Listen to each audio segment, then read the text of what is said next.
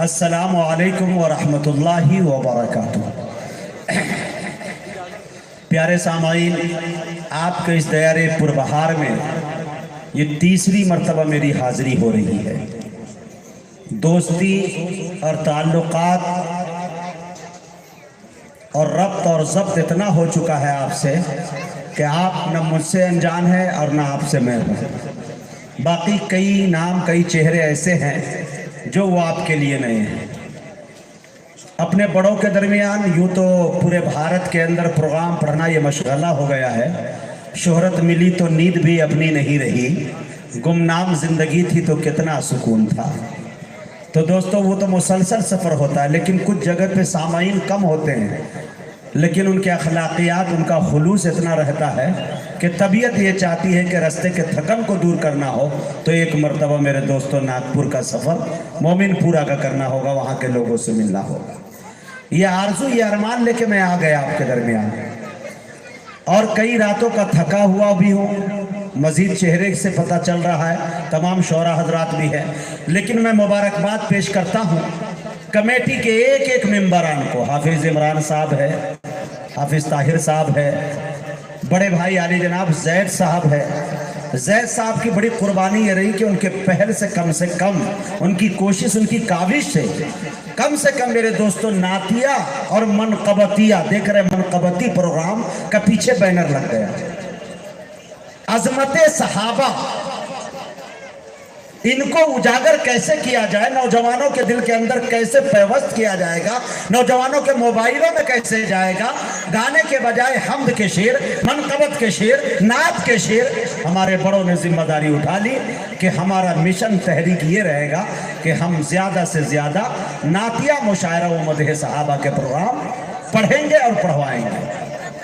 میں مبارکباد پیش کرتا ہوں۔ وہی میرے دوستو آج کے اس مشاعرے کی جاندار، شاندار، بڑی باوقار جو صدارت فرما رہے ہیں جناب حافظ وقاری مسعود صاحب حسامی دامت برکاتہم العالیہ، پورے شان صدارت کے ساتھ ماشاءاللہ ہمارے مسند سطح۔ چلو فہرست کے اندر جو نام آپ نے پڑھا تھا ان میں سے ایک آدھ نام پر مجھے شک تھا، خدشہ تھا کہ کہیں نہیں پہنچتے، لیکن زید بھائی، کمیٹی کے تمام ممبران کو میں مبارکباد پیش کرتا ہوں۔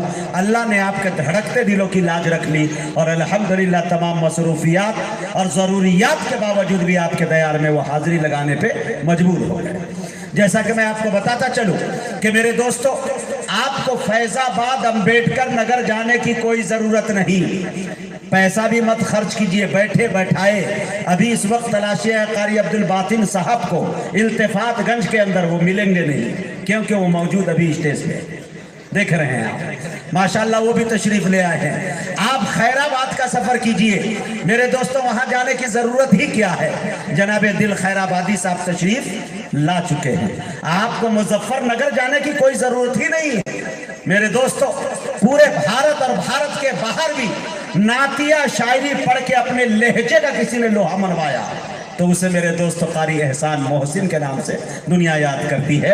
ایک بڑے شاعر، ایک بڑے عالم، اچھی شاعری کہتے بھی ہیں اور پڑھتے بھی ہیں، کمال کی اللہ نے بلا کی صلاحیت دی ہے۔ وہ بھی شان شاعری کے ساتھ ماشاءاللہ آپ کے دیار میں تشریف لا چکے ہیں میرے دوستوں۔ نئی نسل کا ایک ابھرتا ہوا چہرہ، پیارے انداز کے حوالے سے جانا جاتا ہے، جسے آپ کو میں بتا دوں کہ ہردوئی جانے کی ضرورت نہیں، وہ جناب فہیم پیہانوی صاحب ہردوئی سے تشریف لا چکے ہیں میرے دوستو۔ دیار شبلی یعنی اعظم گڑھ کا ایک چھوٹا سا قصبہ جسے جہانہ گنج کہا جاتا ہے، وہاں کی نمائندگی کئی چہروں نے کی، لیکن ان دنوں بہت تیزی کے ساتھ بڑے اچھے انداز میں بڑے سلیقے سے کوئی کر رہا ہے تو علی جناب زاہد جہانہ گنج بھی، آپ کے ہی دیار کے رہنے والے ایک شاعر علی جناب مسلم صاحب بھی تشریف رکھتے ہیں، وہ بھی آپ کی نمائندگی کرنے کی کوشش کریں گے۔ اکبر خیر آبادی بھی فہرست کے اندر موجود ہے۔ یہ تمام صاحبان میرے دوستو موجود ہے جو میں دیکھ پا رہا ہوں، اور ہم سب کے سرپرستی فرما رہے ہیں قاری عبدالباطن صاحب، اور زیر سرپرستی جو ہے جناب ہمارے الحاج عبدالرشید صاحب سوداگر ماشاءاللہ، ان کی سرپرستی، تمام لوگوں کی شرکت۔ اجازت دے تو پروگرام کا بڑے باوقار انداز میں آغاز کرنا چاہتا ہوں۔ تھوڑی سی زحمت ہوگی آپ کو، چونکہ میں جانتا ہوں کہ میرے دوستوں نے یہ میرے باپ کی محفل ہے، نہ آپ کے باپ کی محفل ہے، بلکہ رسول پاک کی محفل ہے۔ ہائے ہائے ہائے ہائے، اللہ اللہ اللہ، دنیا کی کوئی لالچ آپ کو یہاں نہیں بٹھائی ہے۔ ایک بات بتا دوں، دل میں کہہ رہا تھا میرا، جب ہمارے بھائی صاحب نظامت کر کے کہہ رہے تھے آئیے بیٹھ جائیے بیٹھ جائیے، نیچے بیٹھنے کا انتظام آپ کا کیا گیا ہے، تو مجھے ایسا لگ رہا تھا کہ لفظ نیچے سن کے آپ بڑی کراہیت محسوس کر رہے تھے، لیکن میں آپ کو یہ بتا دوں، میرے بس میں چلے تو میں بھی وہیں بیٹھ کے آپ کے نعت پڑھتا، لیکن کم سے کم میں اتنا جانتا ہوں کہ آپ اپنے مہمانوں کا اتنا احترام بٹھایا آپ نے، یہ آپ کی مہمان نوازی، یہ آپ کی تربیت اچھی ہے، اس لیے آپ نے مہمانوں کو اوپر بٹھایا، پلکوں پہ بٹھایا۔ لیکن میرے دوستو، وہی شورائے کرام کی ذمہ داریاں بھی بڑھ جاتی ہے کہ اب ان کی شاعری کے اندر کوئی ایسی شاعری نہ ہو جس سے کسی کے عقیدے کو ٹھیس پہنچے، کسی کی ذات پہ ٹھیس پہنچے، کسی کی بات پہ ٹھیس پہنچے۔ میرے دوستو، اب ذمہ داری یہ بڑھ جاتی ہے ہم لوگوں کی کہ ہم اچھی شاعری سے آپ کی خدمت کریں۔ ویسے بھی میرے دوستو، ترازو کا جو بھاری پلڑا ہوتا ہے وہ نیچے جھکا ہوتا ہے، ہلکا اٹھا ہوا ہوتا ہے۔ ہم اپنے آپ کو اپنے آپ کے سامنے بالکل ہلکا محسوس کر رہے ہیں، آپ ہے تب ہم ہیں، ہے کہ نہیں؟ تو ایک گزارش یہ ہوگی کہ آپ جو دوری اختیار کیے ہوئے ہم سے، ایسا لگ رہا ہے کہ برادری سے ہم لوگ کاٹ دیے گئے ہیں، ایسا لگ رہا ہے کہ سرحدی علاقے پہ آپ بیٹھے ہوئے ہیں، لگ رہا ہے کوئی اور سرحدی علاقے پہ ہیں۔ تو میرے دوستو، یہ دوری فاصلے کو ختم کیجئے، محفل رسول ہے، آپ لوگ آگے آ جائیے، مزہ آ جائے گا، پھر مزہ آ جائے گا، مزے کو بھی مزہ آنے والا ہے، گھبرائیے مت، آ جائیے، آپ لوگ ٹہل کے آ جائیے یہاں تک، آئیے، ماشاءاللہ بیٹھیے، ہاں، جزاک اللہ و احسن الجزا، ماشاءاللہ، اللہ تعالیٰ ان سب کو مدینہ پاک کی زیارت نصیب فرمائے۔ آئے ہائے، آپ اکابرین کی زیارت قریب سے کریں گے، ہم آپ کی زیارت کر لیں گے، ماشاءاللہ۔ جو حضرات ادھر کھڑے ہیں، آپ سے بھی گزارش ہے، میں کھڑے ہیں تو رہے پھر 2-4 منٹ 10 منٹ میں فیصلہ ہو جائے گا، بہت بری طرح آ رہے ہیں آپ، ہاں آ جا بھائی، ماشاءاللہ، یہ دیکھیں کتنے اچھے لوگ ہیں، آئے ہائے ہائے، طبیعت میں نشاط آ گئی، واہ ماشاءاللہ۔ ادھر تو ماشاءاللہ ہمارے تمام بڑے لوگ بیٹھے ہی ہیں۔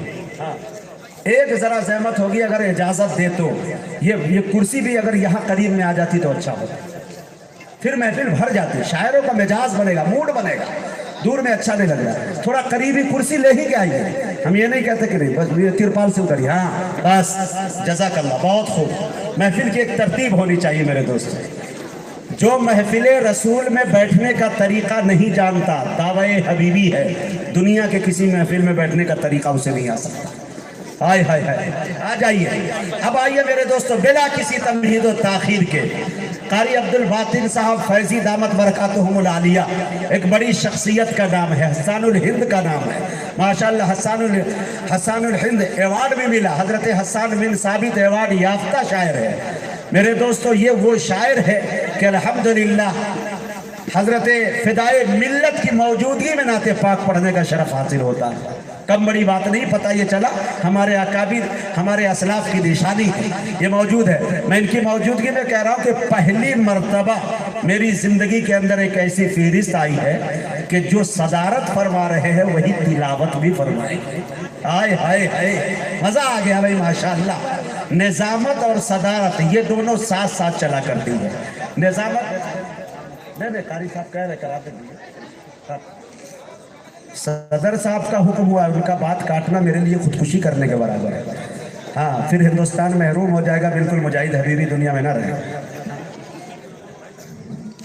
آپ ایسے جایا ہوئے مت کیجئے، نہیں تو ہم کو لگتا ہے کمیٹی والے کوئی آ گئے ڈنڈا ونڈا لے۔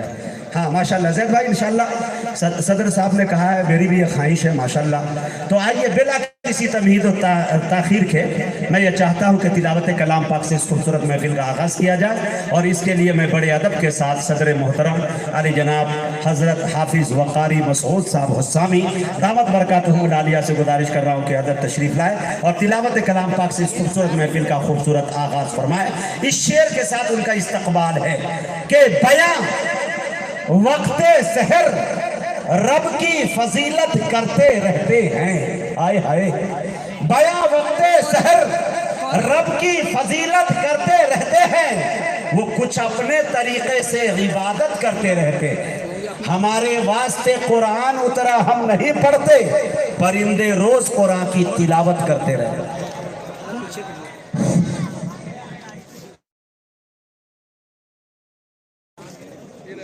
اور بڑا کروں بس بس بس بس بس